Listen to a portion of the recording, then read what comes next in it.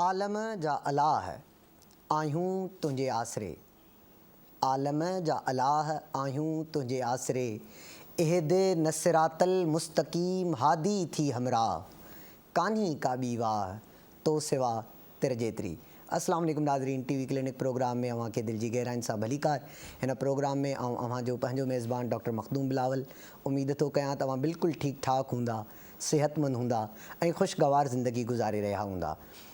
हर हफ़्ते जुमे जे ॾींहुं 4 बजे खां 5 बजे ताईं असीं लाइव ईंदा आहियूं ऐं असांजी गुफ्तगू थींदी आहे। मुख़्तलिफ़ जेके बीमारियूं आहिनि उन्हनि ते असीं अव्हां खे ॿुधाईंदा आहियूं, माहिर डॉक्टरनि जी मौजूदगी में ॿुधाईंदा आहियूं त कहिड़ियूं बीमारियूं आहिनि, उन्हनि जो केरु इलाजु करे सघे थो, अलामतूं कहिड़ियूं आहिनि ऐं उनजो बिल जेको आहे उहो फ़र्ज़ु जेकॾहिं उहा तव्हांखे बीमारी थी वञे थी त पोइ उनजो आख़िर में इलाजु किथां सुठो ऐं कीअं मुमकिन आहे, पंहिंजी इन ते गुफ्तगू थींदी आहे। पर शुरूआती तौर ते हिकु अहम शइ अव्हां खे ॿुधाइणु चाहियां थो, हक़ीक़त खां बि आगाह करणु चाहियां थो त PTV नेशनल जे प्लेटफॉर्म खे कुझु माण्हू इस्तेमालु कंदे ऐं हू जेके अनाउंसमेंट्स कनि था ऐं उनखां पोइ वरी हू उते कॉम्पिटिशन जो ॿुधाइनि था अव्हां खे, पर उनजो PTV सां को बि तालुक़ु कोन्हे। कोई PTV जे ऑफिशियल प्लेटफॉर्म तां अव्हां खे इन शइ जी आगाही ॾेई रहियो आहियां। ऐं जेकॾहिं अव्हां खे का बि अहिड़ी ख़बर पवे थी, को माण्हू अव्हां खे कॉन्टेक्ट करे थो या कंहिं प्लेटफॉर्म ते ॾिसो था त अव्हां ज़रूरु असांजे जेके बि नुमाइंदा आहिनि उन्हनि खे या वरी कमेंट सेक्शन में असांजे जेके यूट्यूब जा प्रोग्राम्स अचनि था उते असांखे आगाह करे सघो था। बहरहाल पाण पंहिंजे प्रोग्राम जे हवाले सां जेकॾहिं ॻाल्हायूं त अॼु जेको पर्टिकुलरली असां प्रोग्राम रखियो आहे उहो रखियो आहे जेका नशावर शयूं इस्तेमालु थियनि थियूं, ख़ासि तौर ते वधंदड़ नौजवाननि में इन्हनि जा अंग अखर वधिजनि था, शरह वधे पई हर साल। ऐं कारसाज़ जे हिन में बि हिकिड़ो वाक़ियो पेश आयो ऐं उनखां पोइ जॾहिं उनजी मेडिकल रिपोर्ट अचे थी त उन में बि इहा शइ ज़ाहिर थिए थी त उन में उहा नशावर शइ इस्तेमालु थियल हुई।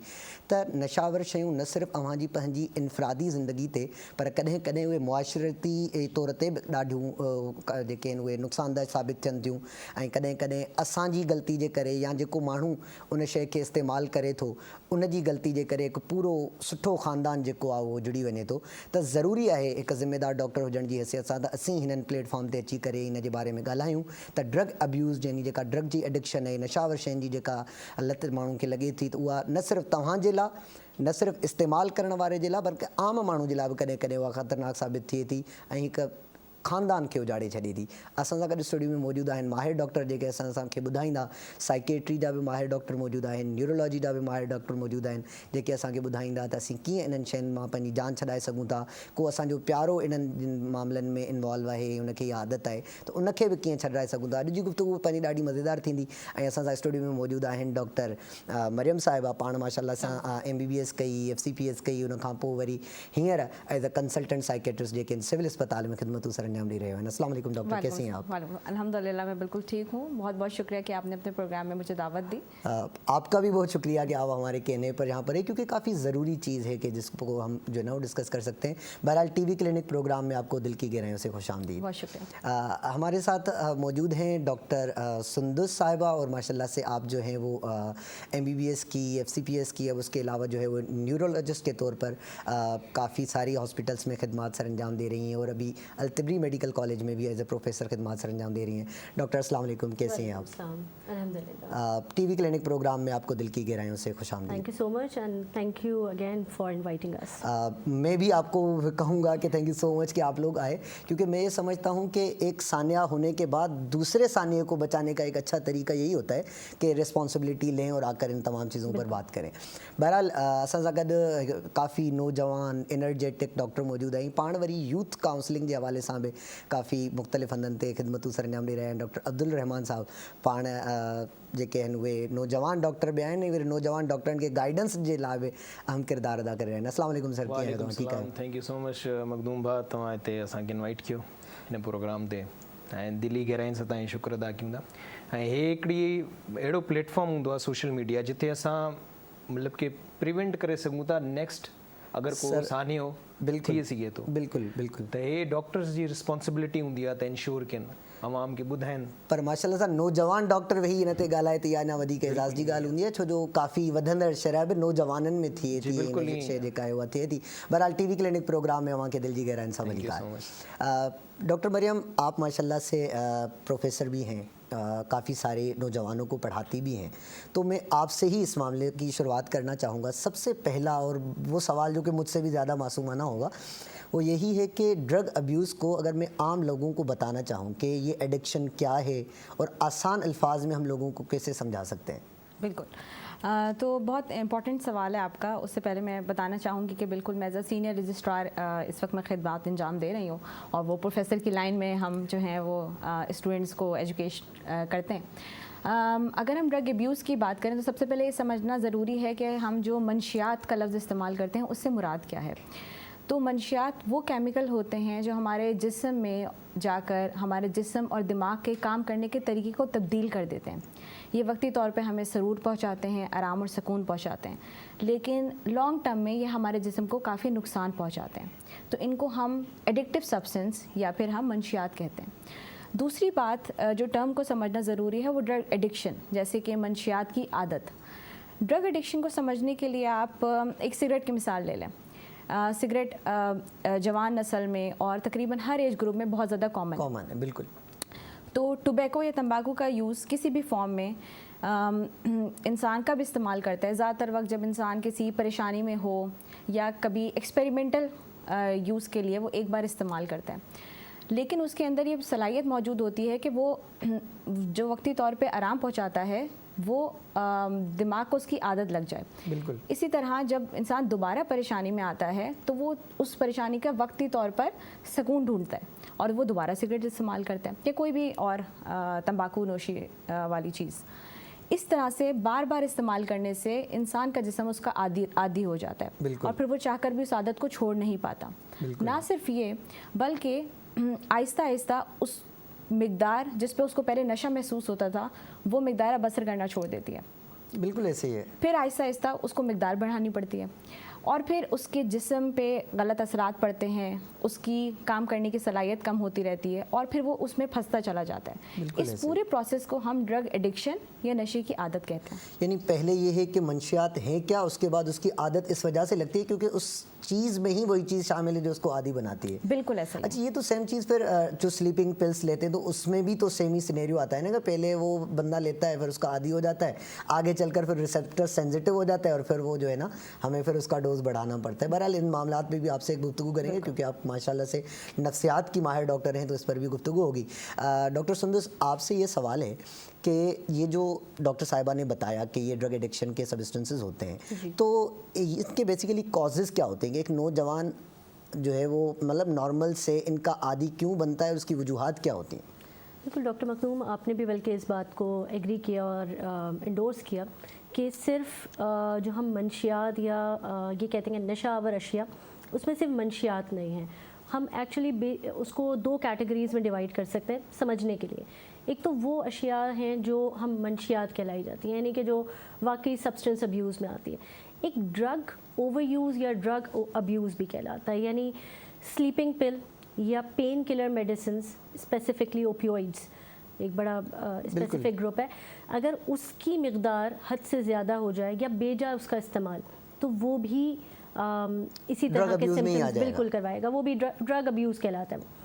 تو بیسکلی اگر ہم کازز کو بھی اسی بیسس پہ ڈیوائڈ کر لیں تو وہ میڈیکل بھی ہو سکتے ہیں اور وہ آپ کے سوشل کازز بھی ہو سکتے ہیں، انوائرمنٹل بھی ہو سکتے ہیں. آپ کو پتہ ہے آج کل ڈپریشن، انزائٹی، کوئی بھی سائیکولوجیکل ڈس آرڈر یا پیچھے سے سوشل اسٹریس سب سے زیادہ کامن یہی ہے. بالکل. ایون نوجوانوں میں آپ یہ دیکھیں گے کہ ایگزام کا اسٹریس یا جاب ریلیٹڈ اسٹریس، جابس ہیں نہیں، فائنینشیل کرائسس ہیں، اپرچونیٹیز نہیں ہیں، وہ یہ سوچتے ہیں کہ کچھ دیر کے لیے ہمیں شاید اس طرح سے ایک گیٹ وے مل جائے کہ ہم تھوڑی دیر کے لیے اس سے سکون حاصل کر لیں. لیکن وہ یہ نہیں جانتے کہ آہستہ آہستہ اس کی عادت پڑ جائے گی اور پھر اس کی مقدار ان کو بڑھانی پڑے گی. سیکنڈ وہ کیٹیگری ہے جن کو انسومنیا ہے. بہت زیادہ لوگ ہمارے پاس آتے ہیں جو نیند کی کمی کا شکار ہیں. اب اس کے بھی ملٹیپل ریزنز ہو سکتے ہیں، لیکن بہرحال وہ میڈیکل بھی ہو سکتی ہے، یعنی کچھ کیمیکلز کی کمی یا زیادتی کی وجہ سے، یا پھر وہ سوشل بھی ہو سکتا ہے. اینی کیس آپ کو اگر خدا نہ خواستہ نیند کی کمی کا آپ شکار ہو گئے تو الٹیمیٹلی آپ کیا کرتے ہیں؟ آدھے سے زیادہ عوام جاتی ہے فارمیسی پہ اور اوور دا کاؤنٹر ہمارے پاس بینزوڈائزیپینز اویلیبل ہیں ڈفرینٹ ناموں کے ساتھ، بالکل نیلی پیلی ہر طرح کے کلرز کے ساتھ. بالکل صحیح بات. जब आपने वो ले लिया तो उसके बाद फिर आप लेते ही चले जाते हैं, कोई गाइडेंस नहीं है, मॉनिटरिंग नहीं है, आपको ज़रूरत थी भी या नहीं थी। एक बार डॉक्टर के पास आते हैं, फिर वो कहते हैं ना इसको भी डॉक्टर ने ये दी थी, आप भी ये ले लो, तो इस तरह का बड़ा कॉन्सेप्ट है। इवन डॉक्टर्स के पास भी नहीं जाते, ओवर द काउंटर ये चीज़ें हमारे पास बहुत ज़्यादा अवेलेबल हैं, जबकि अगर आप बाहर कहीं की भी बात ले लें, ज़्यादातर डेवलप्ड कंट्रीज़ में ओवर द काउंटर कहीं से नहीं मिलती। बिल्कुल ऐसी बात है, और प्रिस्क्रिप्शन के बगैर तो मिलती नहीं है इस तरह की चीज़ें, लेकिन प्रिस्क्रिप्शन हमारे पे भी ये लिखा होता है कितनी टैबलेट्स कितने दिन, दैट्स इट। बिल्कुल सही बात है। डॉक्टर अब्दुर्रहमान, अवां मूंखे इहो ॿुधाइजो त ड्रग अब्यूज़ खे पाण आसान लफ़्ज़नि में आम माण्हुनि खे कीअं था सम्झाए सघूं त नशावर शइ छा आहे ऐं उहा इंसानी जिस्म ते कीअं असर अंदाज़ करे। अच्छा, मकतूम हिन खे मां सिंपली हीअं तव्हांजे साम्हूं आॾो पेश कंदुसि त नशावर शयूं उहे जेके माण्हू खे पंहिंजो आदी बणाइनि, सही, ठीकु आहे, हुन में हिकिड़ियूं शयूं अहिड़ियूं थी वेंदियूं आहिनि जेके ट्रीटमेंट जे पर्पज़ जे लाइ पेशेंट यूज़ कंदा आहिनि, डॉक्टर को प्रिस्क्रिप्ट कराए, ठीकु आहे, उन में उहो पेशेंट सेकेंड फॉलोअप डॉक्टर को स्किप करे उन दवाइयुनि ते, उन डोज़ ते, उन जेको आहे सो पैटर्न ते पाण खे कंटिन्यू रखंदो आहे, ठीकु आहे। इहो बि हिकिड़ी कैटेगरी जो ड्रग एब्यूज़ थिए थो, छो करे डोज़ डॉक्टर खे ख़बर आहे त केतिरी सफिशिएंट अमाउंट में वञणु खपे पेशेंट जे जिस्म में। ॿी कैटेगरी हूंदी आहे यूथ जी, जेकी असांजी नई जनरेशन आहे। हाणे नई ताज़ी तव्हां मिसाल खणो त MD जो पेपर आहे, ॿार फुली स्ट्रेस में, बिल्कुलु हिकिड़ी गैदरिंग में असां सर्कुलर वेठा आहियूं, तव्हां मूंखे सजेस्ट कयो त बाबा तव्हां पंहिंजो स्ट्रेस फ्री करण जे लाइ, पाण खे टेंशन फ्री करण जे लाइ हिकिड़ो कश हणो। उहो कश पोइ सिगरेट जो थी सघे थो, तंबाकू जो थी सघे थो। बिल्कुलु। त मां हाणे नई जनरेशन जो हिकिड़ो बढ़ंदड़ सितारो आहियां, त मां हुन कश खे जेको आहे सो नोश कयो। हाणे हुन खे वठण खां पोइ मूंखे हुन कुझु टाइम जे लाइ सकून मिली वियो। सही ॻाल्हि आहे। हुन टाइम मां जेको आहे सो रिलैक्स थी वियसि। पोइ जॾहिं मां वापसि उन कंडीशन में वापसि हुन वेंदुमि या उन फेज़ में वापसि वेंदुमि त मां हुन शइ खे रिपीट करण जी कोशिशि कंदुमि। ऐं जंहिं शइ खे मां कंटिन्यू रिपीट कयां तो एडिक्शन जी तरफ़ वेंदी आहे। बिल्कुलु। ऐं ड्रग मां तव्हांखे ॿुधायो त ड्रग मुख़्तलिफ़ जेको आहे फॉर्म्स में वरितियूं वेंदियूं आहिनि।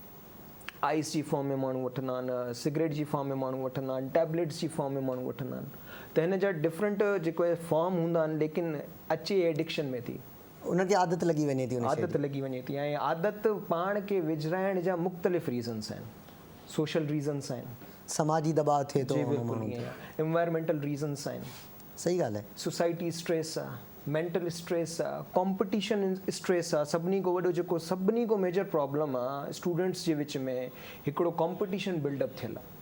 त उन को भॼण जे लाइ, उन को छुटकारो पाइण जे लाइ, उन को पाण खे साइड रखण जे लाइ माण्हू हिननि शयुनि ते जेको आहे सो। पर ॾिसो न, इन फेज़ मां अव्हां बि गुज़री चुका आहियो, इन फेज़ मां आउं बि गुज़री चुको आहियां। जॾहिं हिकु आम माण्हू इन ई साॻे इन मां निकिरे थो, ईअं अल्हम्दुलिल्लाह अव्हां हिते मौजूदु आहियो त इन जो सबबु इहो आहे तव्हां माशाअल्लाह सां सुठा हिकिड़ा शागिर्द आहियो। पोइ आम शागिर्द भला हिन जी तरफ़ छो पियो वञे? सर, हू गैदरिंग जो सोबत जेकी आहे, दोस्तनि जी सोबत जीअं असां पाण सिंधी में चवंदा आहियूं त संगत ऐं सोबत इंसान खे ठाहे बि थी, बिगाड़े बि थी। बिल्कुलु ईअं। हे सॼी साईं जेकी सर्कल घुमे थो, सॼो संगत जे मथां घुमे थो। तव्हांजी काउंसलिंग अहिड़ी थियल हुजे, तव्हां ॾिसो न असांजी सोसाइटी में सभिनी खां वधीक जेको ग़लति शइ आहे उहा इहा आहे त असां यूथ खे काउंसिल नथा कयूं, ॿुधायूं ई कोन था। असां जेको आहे सो हाणे जीअं यंग जनरेशन आहे, फॉर एग्ज़ाम्पल मेडिकल स्टूडेंट आहे, इंजीनियरिंग जो स्टूडेंट आहे, कॉमर्स जो स्टूडेंट आहे, हुनखे सोशल इथिक्स कोन पिया ॿुधायूं कोन पिया। बिल्कुलु सही ॻाल्हि है। बहरहाल पंहिंजी गुफ्तगू इन ते जेका है वह जारी थींदी है। पाण अचूं था डॉक्टर मरियम जी तरफ। डॉक्टर मरियम, आप मुझे ये बता देंगे, आप एज ए क्लिनिशियन जब क्लिनिक में बैठती हैं तो कोई ड्रग अब्यूज़ का पेशेंट आता है तो क्या साइन एंड सिम्टम्स के साथ वो आते हैं, उसकी अलामतें क्या होती हैं? बिल्कुल, देखिए जानना बहुत ज़रूरी है कि ड्रग अब्यूज़ का पेशेंट प्रेजेंट कैसे करता है। तो इसमें जो सबसे इम्पॉर्टेंट बात है कि अक्सर औकात तो ड्रग अब्यूज़ का पेशेंट अपनी ड्रग की प्रॉब्लम के लिए तो आता ही नहीं है। समझने की बात ये है कि वो अक्सर उससे जुड़े या उसके नतीजे में होने वाले बहुत सारे मेडिकल प्रॉब्लम्स, बहुत सारी बीमारियां जो उसके बाद उसको लग जाती हैं, वो उसके लिए बाकी क्लिनिक्स में आ रहा होता है, वो बीमारी की वजह से आ रहे हैं। बिल्कुल। और ये समझना कि ड्रग एडिक्शन मुझे हो गई है और वो पेशेंट आके ऐसा बोले, ऐसा बहुत कम होता है। दूसरा जो तरीका है पेशेंट के प्रेजेंट होने का, उसके घर वाले, उसके करीबी लोग, साथी उसको लेकर आ रहे होते हैं। अगर फिर भी हम उन अलामात की बात करें जिसमें इंसान ख़ुद अपने अंदर पहचान सकता है कि मुझे इस नशे की आदत हो गई है, या आपका कोई करीबी साथी आपके घर वालों में से कोई जानना चाहे कि आपको सस्पेक्ट हो रहा है कि कोई नशे का आदी हो रहा है, आपका बच्चा या कोई जवान, घर में, तो वो अलामात मैं आपको बताती चलूँ कि वो किस तरह से पहचान आ सकती है। तो देखें, सबसे जो इम्पॉर्टेंट चीज़ है वो ये है कि आहिस्ता आहिस्ता नशे में आदी फ़र्द का रवैया बदलने शुरू हो जाता है, उसमें तब्दीली आने लगती है। किस तरह से तब्दीली आती है? तब्दीली उसके मूड में आती है, उसका मिजाज बिला वजह चिड़चिड़ा रहने लगता है, या वो बिल्कुल तन्हाई पसंद हो जाता है, चुप चुप रहने लगता है, अकेले रहने लगता है। सही। उसकी मिजाज के अलावा उसकी नींद और उसकी भूख का पैटर्न तब्दील हो जाता है। सही। उसका स्लीपिंग रूटीन चेंज हो जाता है, उसके वज़न में बिला वजह ज़्यादती कमी होने लगती है। कि कोई भी किस्म की मंशियात इस्तेमाल कर रहा है उसमें भी यही चीज़ें होती हैं? बिल्कुल, हर मंशियात के अपने कुछ अलामात हैं जो कि स्पेसिफिक होते हैं। जैसे कुछ मंशियात अफ़ीम वगैरह, उसमें जो है वो वज़न गिरने लगेगा, आँखों में तब्दीली आने लगेगी, आँखों में सुर्खी नज़र आएगी। अगर वो मंशियात की इंटॉक्सिकेशन फेज़ में है तो अलग अलामात होंगी। अगर वो मंशियात उस वक्त उसको नहीं मिल रही, रसाई नहीं हो रही, तो उसको पसीने आने लगेंगे, उसको चिड़चिड़ाहट होगी, कपकपी आने लगेगी, वो बेहोशी की तरफ जा सकता है। तो ये एक अलामात की रेंज है। और अगर हम ये देखें कि आप किस तरह पहचान सकते हैं एज एन आउटसाइडर, अगर जानना चाह रहे हैं, खानदान का हिस्सा है तो आप उसको पहचान बिल्कुल सकते हैं। ऐसे पहचानने के ये तरीके हैं कि जैसे उसकी खुफिया सरगर्मियाँ बढ़ने लगेंगी। आप देखेंगे कि उसकी दिलचस्पियाँ अपने काम में, काज में, अगर वो स्टूडेंट है, वो पढ़ता है, तो उसको तवज्जो करने में वहाँ पर मुश्किल पेश आएगी। बार बार छुट्टी करना, बिला वजह स्कूल से एब्सेंट रहना, अपने काम पर बार बार ना जाना, तो ये सारी वो अलामात हैं जिससे हम अंदाज़ा लगा सकते हैं कि कोई इंसान इस वक्त नशे की आदत का शिकार हो चुका है। ठीक। डॉक्टर सुंदस, आप हमें ये बताएं कि एक इंसानी जिस्म पर क्या क्या इम्पैक्ट होते हैं ड्रग अब्यूज़ की वजह से? मैं स्पेसिफाई करूंगा न्यूरोलॉजिकली और बाकी जनरली आप इसमें भी बताएं। डॉक्टर मखदूम, पहले तो ये समझना बड़ा ज़रूरी है कि सोसाइटी में एक कंसेप्ट है कि जो भी बंदा नशा कर रहा है तो वो इसका इम्पैक्ट सिर्फ साइकोलॉजिकल है। यानी जब नशा टूटेगा, या जिसको हम विड्रॉल सिम्टम्स कहते हैं, वो तो उनको अपेरेंटली नज़र आ जाता है। जैसे डॉक्टर मरियम ने कहा, लर्जा लगना या स्वेटिंग का बढ़ जाना, पसीना आना, दिल का घबराना, बेहोश हो जाना। लेकिन हमें ये समझना ज़रूरी है कि वो सिर्फ़ और सिर्फ साइकोलॉजिकल नहीं है, बल्कि आपके हेड टू टो यानी सर से पैर तक डिफरेंट आपके आज़ा उससे मुतासर हो सकते हैं। एज ए न्यूरोलॉजिस्ट मैं बात उसी से शुरू करूँगी। फॉर एग्ज़ाम्पल, कोई मरीज़ है जो कि ख़ास तौर पे अगर अल्कोहल ले रहा है, शराब नोशी कर रहा है, उसमें ज़्यादा चांसेस हैं। लेकिन बाकी भी एम्फेटामीन्स हो गए, आइस हो गई, कोकेन हो गया, सब के अंदर ये चांसेस हैं कि इम्पॉर्टेंटली कॉग्निटिव डिक्लाइन आता है। कॉग्निटिव डिक्लाइन अगर मैं बिल्कुल आम अल्फाज में बताना चाहूँ, यानी इंसान के सोचने समझने की सलाहियत, उसकी याददाश्त, उस पर असर होना शुरू हो जाता है। बिहेवियर के साथ साथ उसकी जो काम करने की सलाहियत थी, मेंटल कैपेसिटी थी, वो ऑफिस वर्कर था, उससे काम नहीं होगा, कंप्यूटर्स पे काम नहीं हो रहा, मैथमेटिक्स के सॉल्यूशंस नहीं हो रहे, तो ये सबसे पहले वो फील करता है और इसके लिए बहुत सारे पेशेंट्स आते भी हैं। सही। ठीक है। सेकेंडली ये कि कुछ ऐसी ड्रग्स भी हैं, कुछ ऐसी अशिया हैं बिल्कुल, जिसकी वजह से नसों और पट्टों पे भी असर आता है। फॉर एग्जांपल, अगर अल्कोहल यानी शराब नोशी लंबे अरसे तक करें तो उससे आपके हाथ पैर का सुन होना, पट्टों में कमज़ोरी का आना, ये भी बड़ा एक कॉमन साइड इफ़ेक्ट हम देखते हैं। वाइटामिन्स का कम हो जाना, क्योंकि आपकी जो आते हैं वो चीज़ें एब्जॉर्ब नहीं कर रही होती हैं आपकी ड्रग्स की वजह से जो आपने ली हुई हैं।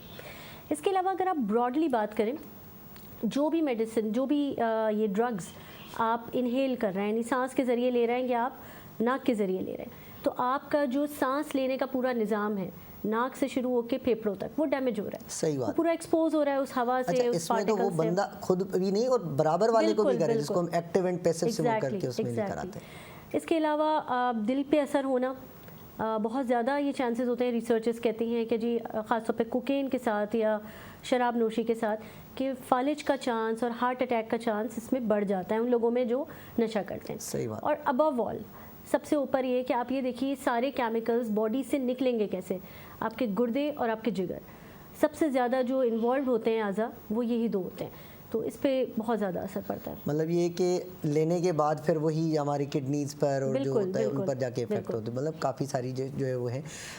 डॉक्टर अब्दुर्रहमान, अवां इन में ॿुधायो त स्ट्रेस खां सिवा ऐं जेको तव्हां ॿुधायो सोशल इम्पैक्ट खां सिवा ॿिया कहिड़ा कहिड़ा कॉज़िज़ आहिनि, वजूहात आहिनि जो हिकु नौजवान या हिकु आम माण्हू नशावर शयुनि जो आदी थी वञनि? डॉक्टर मखदूम, हिन में वजूहात काफ़ी डिफरेंट आहिनि। फैमिली स्ट्रेस थी वियो, ठीकु आहे, सॼी जेकी शइ डिपेंड करे थी माण्हू जी साइकोलॉजी ते डिपेंड करे थी, त माण्हू जी साइकोलॉजी कंहिं शइ खे कीअं एक्सेप्ट करे थी। अगरि तव्हां कंहिं शइ खे ग़लति तस्लीम कयो त तव्हांजे लाइ ग़लति सही आहे। ॻाल्हि अगरि कंहिं शइ खे तव्हां तस्लीम ई नथा करणु चाहियो त हे ग़लति आहे या सही आहे, त हुनखे तव्हां कीअं पाण जेको आहे सो फुलफिल हिकु कंदो। आम माण्हू में अलामतूं कहिड़ी चवंदियूं, साइन एंड सिम्टम्स कहिड़ा थियनि? इन में इहो आहे त माण्हू हमेशह गशी में रहंदो, सही। नॉन सीरियस हुनजो एटीट्यूड रहंदो आहे। सही। तव्हां अगरि हुन खां को बि सवाल कयो था त हू ईअं कयो, ईअं सिंपली ईअं सम्झो त पब्लिक फेस न करे सघंदो, उहो क्राउड फेस न करे सघंदो, पाण खे हाइड करण जी कोशिशि कंदो, पाण खे हिकिड़े कमरे में बंदि जाइ में लुकाइण जी कोशिशि कंदो, पंहिंजी जेकी पर्सनैलिटी आहे उनखे हेट करणु शुरू करे ॾींदो। ऐं उनजी पाण हिमसेल्फ जेकी पर्सनैलिटी में चेंजिस अचनि था, जेके मुख़्तलिफ़ ड्रग्स जी वजह खां या ड्रग्स एब्यूज़ जी वजह खां जेके चेंजिस अचनि था उनखे हू तस्लीम न कंदो। अगरि तव्हां हुनखे चईंदो त बाबा तव्हां में इहे सिम्टम्स शो थियनि था, हो उल्टो पाण खे सम्झण जी तव्हांखे चरियो चवंदो। सही ॻाल्हि आहे। हिकिड़ी ॻाल्हि इहा थी वई। ॿी ॻाल्हि जेको सोशल इफेक्ट वञे थो हिन जे मथां, त हू माण्हुनि जे नज़रिए खे सम्झण जी सलाहियत ई खोई छॾे थो।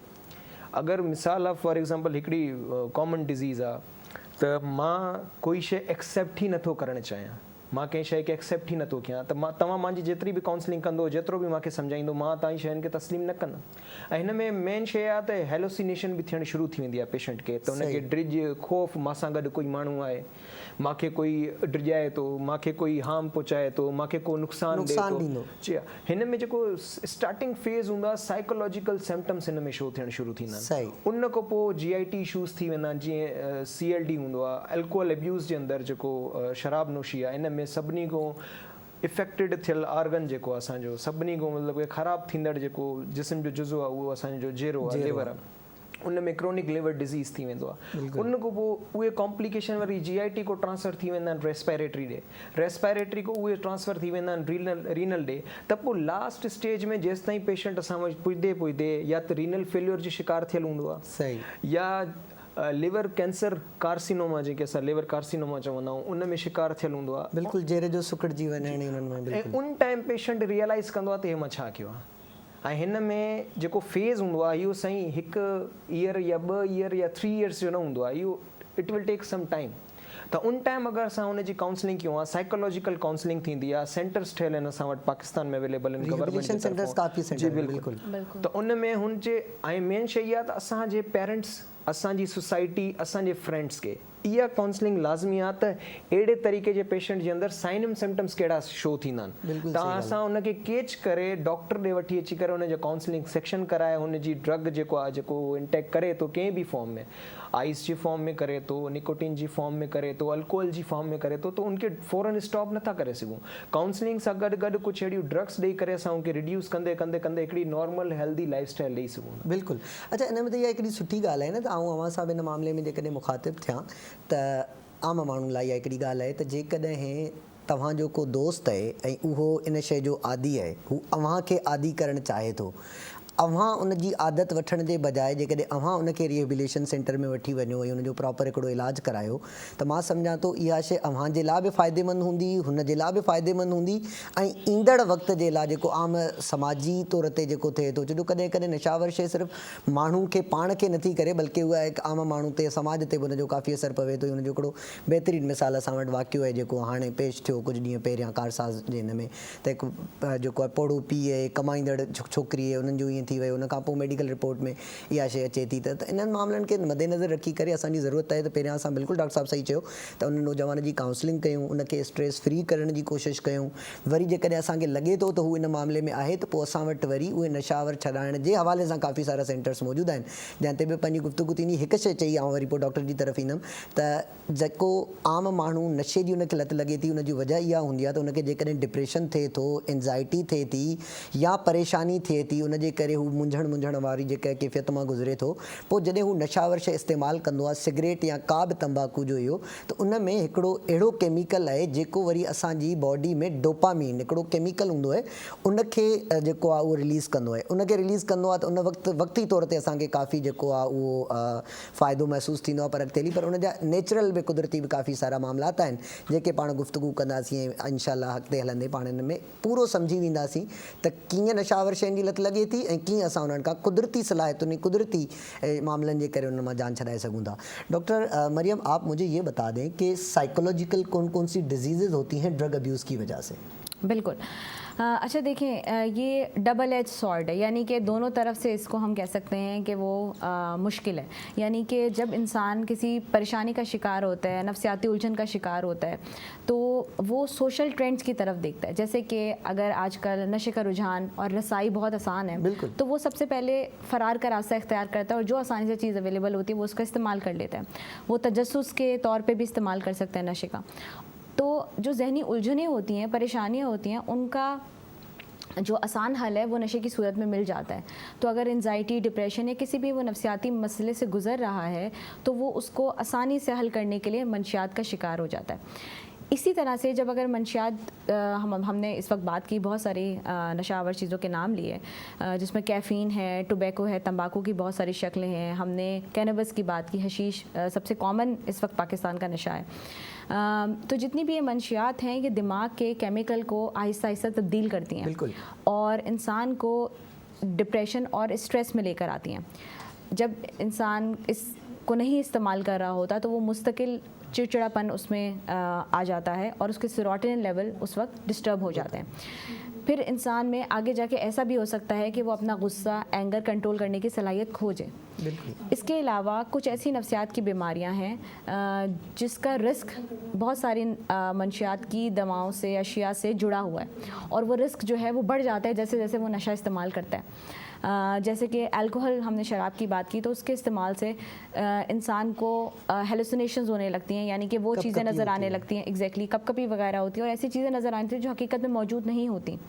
इसके अलावा इंसान अपने सोचने, समझने और डिसीजन मेकिंग जो होती है, किस वक्त में क्या फ़ैसला करना है, उसकी सलाहियत खो बैठता है। तो ये सारी नफ्सियात की अलामात हैं जो नशे के इस्तेमाल के बाद एक इंसान में किसी भी वक्त डेवलप हो सकती हैं और जिस मिकदार में जितनी बार वो नशा इस्तेमाल करेगा तो ये चीज़ वर्सन होती रहती है, डाउन द हिल जाती रहती है। मतलब वो आगे चलकर बिगड़ेगी बल्कि सुधरेगी नहीं। बिल्कुल बिल्कुल। तो इसीलिए जैसे आप लोगों ने बात की बहुत अच्छे तरीके से कि बर वक्त इलाज बहुत ज़्यादा ज़रूरी है और बर वक्त पहचान बहुत ज़्यादा ज़रूरी है। सही बात है। डॉक्टर सुंदस, आप ये बता दें कि एक न्यूरोलॉजिकल क्या क्या इफेक्ट्स होते हैं, कौन कौन सी डिजीज़ेज होती हैं ड्रग अब्यूज़ की वजह से?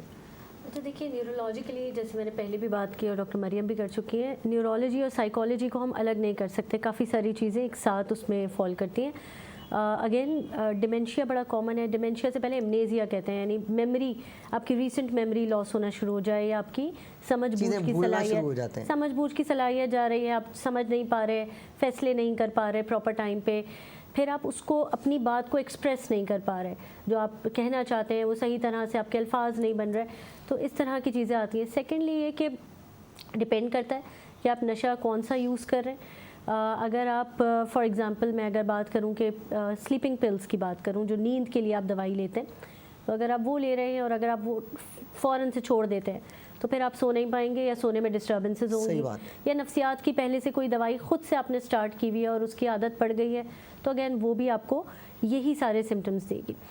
मैं आपकी बात को आगे बढ़ाना चाहूँगी। एक कॉज जो है ना वो पेयर प्रेशर बहुत ज़्यादा है, यानी एक तो साइकोलॉजिकल स्ट्रेस है, लेकिन हमारी ऐसी यूथ जिसके पास कोई बहुत ज़्यादा स्ट्रेसेस नहीं हैं, उनमें भी इवन पेयर प्रेशर है। मेरा अगर दोस्त ये काम कर रहा है और अगर मैं उस कंपनी में बैठा हूँ और मैं नहीं कर रहा, तो वो मुझे बुली करेंगे, वो मुझे कहेंगे कि आप क्यों नहीं कर रहे, यू आर, वो कहेंगे आप बुज़दिल हैं, आप करना नहीं चाहते। तो इस तरह के स्टेटमेंट्स भी पास होते हैं और ख़ास तौर पे यूथ में। वो भी होता है, अगर कहीं भी ना तो हमें लगता है यार वो इतना अच्छा कर रहे हैं, मैं क्यों नहीं कर पा रहा। मतलब ये भी एक तरह का आप ये समझिए कि कॉम्प्लेक्स बन जाता है इन सम सॉर्ट ऑफ सोसाइटी। सही बात है। डॉक्टर अब्दुर्रहमान, अमा यो ॿुधायो त साइकोलॉजिकल ऐं न्यूरोलॉजिकल यानी नफ्सियाती या ज़हनी जेके बीमारियूं थियनि थियूं ड्रग अब्यूज़ जे करे, नशा शइ इस्तेमालु करे थो माण्हू, उनखे ज़हनी बीमारियूं कहिड़ियूं थियनि थियूं, नफ्सियाती कहिड़ियूं बीमारियूं थियनि थियूं? अच्छा, सभिनी खां पहिरियों नफ्सियात जी बीमारियूं मां तव्हांखे ॿुधाईंदुसि त पेशेंट उन में मुब्तला कीअं थींदो आहे, असांखे ज़ाहिर कीअं थींदो आहे ऐं उन जा बीमारियूं कहिड़ियूं कहिड़ियूं थींदियूं आहिनि। सभिनी खां पहिरियों जेको फर्स्ट स्टेप आहे हिन बीमारियुनि जो, त एंज़ाइटी पेशेंट खे थींदी।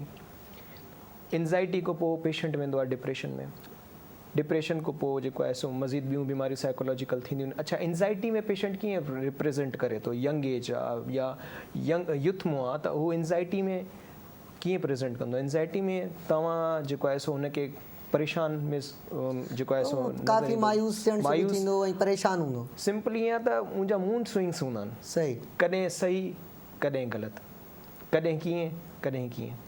डिप्रेशन में नंढी नंढी ॻाल्हि ते परेशान थी वञणु, कंहिं ॻाल्हि जे बारे में हद को वधीक सोचणु. फॉर एग्ज़ाम्पल मां तव्हांजे आॾो हिकिड़ी मिसाल पेश कंदुसि त तव्हां मूंखे आधी अधूरी ॻाल्हि ॿुधाई त बाबा असां संगत हिन जाइ ते घुमणु वियासीं त अॻिते इहो थियो, हिते तव्हां ॻाल्हि उहा स्टॉप करे छॾी. हाणे बीइंग अ पेशेंट मां कीअं रिप्रेज़ेंट करंदो, मुंहिंजा साइन एंड सिम्टम्स कीअं हिन बीमारी जा आहिनि, त मां हुन जे बारे में हद को वधीक सोचंदुसि. सही. फॉर एग्ज़ाम्पल मखदूम मूंखे फ़िलां जॻह ते फ़िलां फंक्शन ते छो न वठी वियो, मतिलबु हे मूंखे नापसंदि कंदो आहे, उहे वजूहात कढण जी कोशिशि कंदसि. माना इनखे मां जेकॾहिं शॉर्ट कयां त पहिरियां त हू परेशानी में हो, हुन उहा इस्तेमालु कई, वधीक परेशानी में वेंदो, घणो सोचणु लॻंदो, हरू भरू जो सोचणु लॻंदो, ऐं उन खां अलावा ॿियूं कहिड़ियूं कहिड़ियूं हुन में अलामतूं थींदियूं. सर उन में हिकिड़ो न्यूरोलॉजिकल जेको डिसऑर्डर अचे थो हिननि पेशेंट्स जे अंदरि, न्यूरोपैथी आहे, मायोपैथी आहे. सही आहे. ऐं मेन जेको युथ में असां जेको ऑब्ज़र्व कयो आहे, असांजी जेकी रिसर्च हले थी हींअर, हद को वधीक पेशेंट जेके फॉर एग्ज़ाम्पल तव्हां वटि ER में पेशेंट, यंग पेशेंट आहे, ER में जेको आहे एमरजेंसी में तव्हां वटि आयो आहे, त हू रिप्रेज़ेंट करे थो त हुन में TSH हार्मोन जा मुख़्तलिफ़ चेंजिस आयल आहिनि. ठीकु आहे. पेशेंट अनकॉन्शियस आहे, कॉन्शियस ई कोन्हे, पेशेंट जेको कॉन्शियस आहे, ठीकु आहे, बेहोश आहे तव्हां वटि.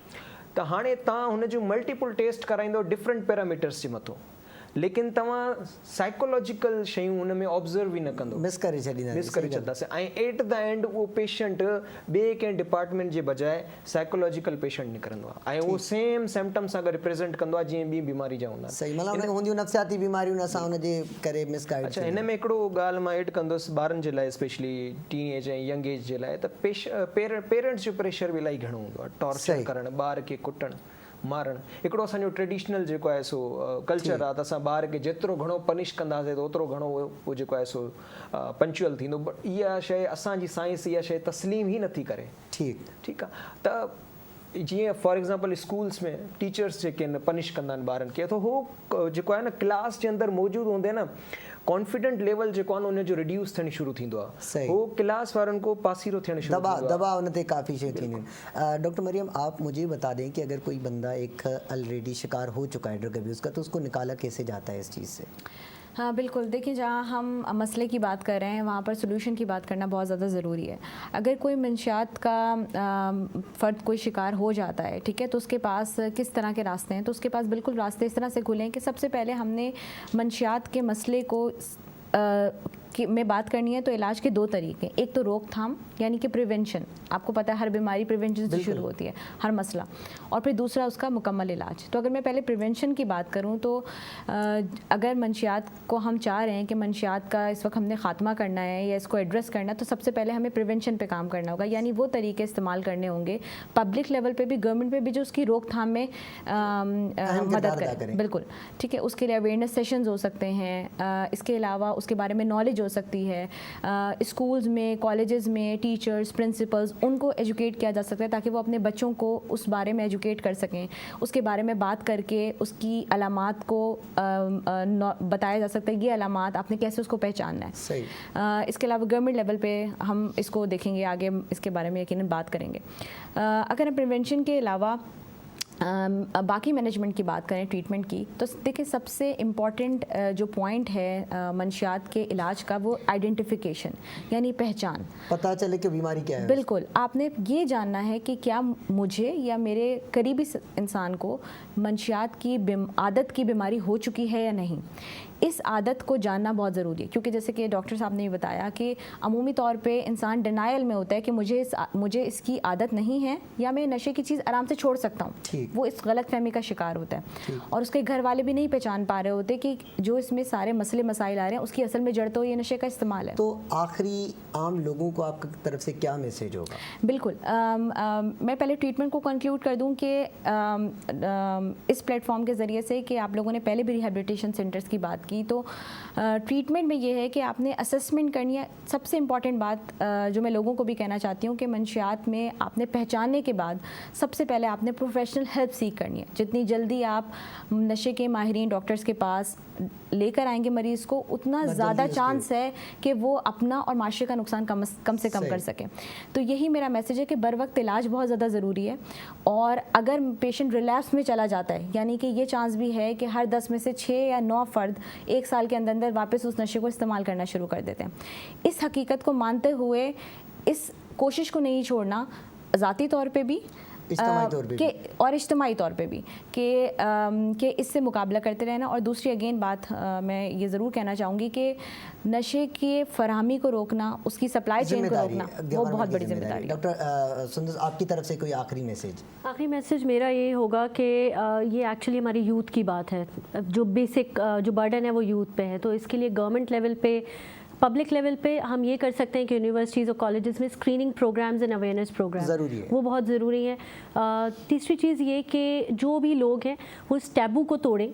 आसपास के लोग भी, माँ बाप छुपा जाते हैं कि हमारे बच्चा डिनाइल में होते हैं, तो इस टैबू को तोड़ना ज़रूरी है। जब आप इस चीज़ से बाहर निकलेंगे, एक्सेप्टेंस आएगी कि ठीक है, अगर बच्चे ने स्टार्ट कर दी है या आसपास के किसी बंदे ने स्टार्ट की है, तो अब उसको आप रीहैब सेंटर या साइकोलॉजिस्ट, साइकेट्रिस्ट, न्यूरोलॉजिस्ट, जो भी डोमेन का बंदा है, डॉक्टर है, उसके पास ले जाना बहुत ज़रूरी है।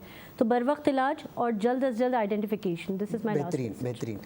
डॉक्टर अब्दुर्रहमान, अव्हांजे तरफ़ां आख़िरी को मैसेज? साईं, मुंहिंजो मैसेज जेको आहे डॉक्टर साहब, कॉलेजिस जे स्टूडेंट्स जे लाइ बि आहे, प्लस में पेरेंट्स जे लाइ बि आहे ऐं सोशल माण्हुनि जे लाइ बि आहे। ॾिसो न, ड्रग एब्यूज़ सिर्फ़ु हिननि पैरामीटर्स जे मथां आहे, लेकिन सेक्शुअल एब्यूज़ बि थींदो आहे। ड्रग एब्यूज़ खे यूज़ कंदे माण्हू सेक्शुअल एब्यूज़ बि कंदा आहिनि, टीन एज जो, यंग एज जो, हिन में ॿई जेंडर अची वञनि था। त हिन जे लाइ बेस्ट इहो आहे, सभिनी खां बहितरीनु मां मैसेज इहो ॾींदुमि त गवर्नमेंट हिन जे मथां स्ट्रिक्ट एक्शन खणे। हिन जी जेकी सप्लाई आहे, मेन सप्लाई ड्रग जी, मशियात जी जेकी बि सप्लाई आहे, उन जे मथां स्ट्रिक्ट रूल्स ऐं रेगुलेशन्स गवर्नमेंट खे ठाहिणु खपनि। हिन जे मथां लॉ असांजा जेके आहिनि उनखे पाबंद करणु घुरिजे त बाबा हिन सप्लाई खे असांखे कीअं डिस्ट्रॉय करणो आहे। छो जो करे सिर्फ़ु हे साईं डॉक्टर्स जी ऐं माण्हुनि जी ज़िम्मेदारी न आहे, हिन में गवर्नमेंट जी बि ज़िम्मेदारी आहे, ठीकु आहे। ऐं प्लस में मां हिन ॻाल्हि खे बि ऐड कंदुसि त यूथ खे त स्ट्रेस फ्री थियण जे लाइ ऐं टेंशन फ्री थियण जे लाइ डॉक्टर्स अवेलेबल आहिनि, कैरियर काउंसलिंग सेक्शन्स अवेलेबल आहिनि। ऐं प्लस में मां कॉलेजिस खे ऐं स्कूल्स खे इहो मैसेज ॾींदुसि त तव्हां असांखे मौक़ो ॾियो, डॉक्टर्स खे, तव्हां ईयरली या मंथली हिकिड़ो अवेयरनेस सेमिनार रखायो, ज़रूरु करायो। न ज़रूरी न आहे त तव्हां ड्रग्स जे बारे में करायो, तव्हां जनरल अवेयरनेस जे बारे में करायो। त जीअं असां फॉर एग्ज़ाम्पल असां ॿारनि खे गाइडलाइन ॾींदा आहियूं गुड टच ऐं बैड टच जे बारे में, ईअं सेम असां गुड ड्रग ऐं बैड ड्रग जे बारे में। ऐं लास्ट जेको आहे सो मां मेडिकल स्टोर्स जे हवाले सां ॻाल्हाईंदुसि त हिन में डॉक्टर्स ॾे अमूमन पेशेंट ईंदो ई कोन्हे, मेडिकल स्टोर ते हलियो वेंदो आहे, उनखे 100 बीमारियूं ॿुधाईंदो पंहिंजो। हाणे हुन मेडिकल स्टोर वारो जेको माण्हू आहे उहो नॉन मेडिकल आहे, त उनखे हुन ड्रग जा इफेक्ट ख़बर ई कोन्हे, हो बसि हुनखे खणी ॾेई छॾंदो, हिनखे सुकून आरसी प्रोवाइड पैसा थी वेंदा। ठीक। डॉक्टर मरियम, आखिरी बस यही सवाल ये है कि रिहेबिलिटेशन सेंटर से रिलेटेड कोई भी बात की, सेंटर कहाँ पर मौजूद है, कौन कौन से सेंटर? देखिए, रिहेबिलिटेशन सेंटर का जो मकसद है वो ये होता है कि मरीज़ की जिस्म से नशे को पाक कर दिया जाए। कराची में कहाँ पे वो कौन कौन से सेंटर? बिल्कुल, कराची में हमारे पास बहुत सारी जगह पर ये सेंटर्स मौजूद हैं। जो कराची के जितने भी बड़े टर्शरी केयर हॉस्पिटल हैं, उन सब अस्पतालों में, जैसे जिना हॉस्पिटल, सिविल हॉस्पिटल, इसके अलावा हमारे पास दूसरे जो प्राइवेट हॉस्पिटल्स भी हैं, ठीक है, उन इदारों में भी इसके सेंटर्स मौजूद हैं, जो कि जहाँ पर नशे से पाक करने का मुकम्मल इलाज होता है। और मरीज़ को फॉलोअप पर ये भी बुलाकर साइकोलॉजिकल काउंसलिंग भी की जाती है, किस तरह से वो स्ट्रेस को दूर रखे। तो साइकाइट्री के जो जनरल वार्ड हैं वो इन वार्ड के साथ कोलैबोरेट करके काम करते हैं। Thank you so much doctor. जो है वो काफ़ी सारी चीज़ें इसमें डिस्कस हुई। आख़िरी तौर ते बस आउं इहा ई ॻाल्हि कंदुमि त पंहिंजो पाण खे नशे खां बचायो, पंहिंजे नौजवाननि खे बचायो, दोस्तनि जी ज़िम्मेदारी आहे त उन्हनि खे बचायो। छो जो इहे शयूं अव्हांखे एंज़ाइटी डिप्रेशन मां ॿाहिरि न आहिनि कढंदियूं, अव्हांखे वधीक एंज़ाइटी ऐं डिप्रेशन में ऐं परेशानियुनि जो शिकार कंदियूं आहिनि, बीमारियुनि जो शिकार कंदियूं आहिनि। उन्हनि जा काफ़ी मनफ़ी असर आहिनि जेके अव्हांखे वरी इज्तिमाई तौर ते मुआशरे लाइ बि काफ़ी ख़तरनाक हूंदियूं आहिनि। अव्हां चाहियो था त उन्हनि मां अव्हां अचो त बसि नेचुरल कुदरती तरीक़नि जा 3-4 करे उन खां पोइ इजाज़त वठंदुमि। सभ खां पहिरियां इहो आहे त तव्हां पंहिंजी बॉडी खे मूव करण जी कोशिशि कंदा कयो, एक्सरसाइज़ वर्जिश कंदा कयो। तव्हां हिकिड़े कमरे में मौजूदु आहियो त तव्हां कोशिशि कयो त जेका सिज जी रोशनी में तव्हां वञो, पार्क वग़ैरह थियनि था उन्हनि में वञो, ऐं उन्हनि खां पोइ उते वञी जेको आहे एंज़ाइटी डिप्रेशन में कयो, बजाए इन जे जो तव्हां सिगरेट ऐं उन्हनि जी नशावर शयुनि जो इस्तेमालु थी वञो। वरी पंहिंजी गुफ़्तगू थींदी अगरि कंहिं नई का बीमारी जी नई ॻाल्हि ते, जेसीं ताईं इजाज़त, अल्लाह हाफ़िज़।